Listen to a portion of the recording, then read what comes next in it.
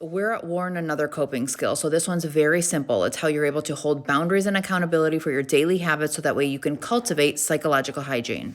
So this is where you give yourself a set of rules of what you know you need to do in order to reduce your cortisol, your stress hormone, because constant exposure to chaos will naturally create a chronic inflammatory effect in your body, a chronic the sky is falling mentality, and there's no way in order to reduce that if you consistently expose yourself to the chaos. And social media is not a good news source. There are more efficient ways to get even independent journalists. So reading their stuff on Substack is better than consuming it on social media, because social media algorithm always is going to reward outrage bait, rage baiting, and everything and anything that gets your emotional reaction, so that way they can optimize on it. And if we're going to dismantle the machine, I recommend not feeding this machine.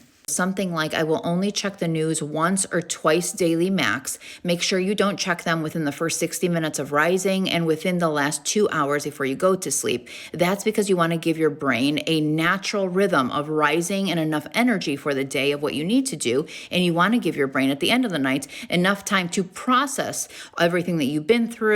Other rules that you can apply is making sure to take care of your body throughout the day, drink water, eat healthier foods, move your body, do things that are creative in order for you to move some of this energy, and also be mindful of who we connect with in our relationships. So if there is people within your life that are much more highly neurotic or anxious or depressed or any of those things, you're able to show up with them, but also create boundaries around how long you do that. I would recommend not having conversations about chaos longer than 20 minutes. That being said, if there are people in your life that help you feel at ease with just their mere presence or talking about other things, I would also recommend increasing time of talking to those people. It's all about creating an inner world and an outer world that reinforces that we are safe, even in a world that has a lot of ambiguity right now.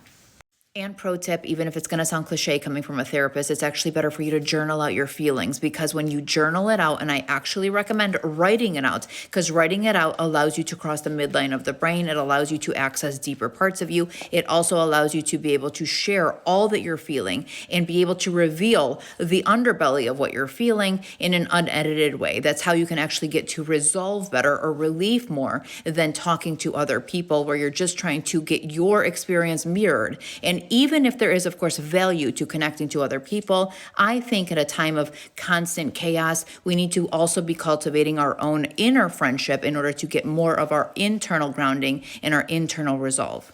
So boundaries and accountability with our daily habits. Again, this is how you're able to cultivate consciousness and be able to respond to what is happening rather than reacting to it and not helping anybody.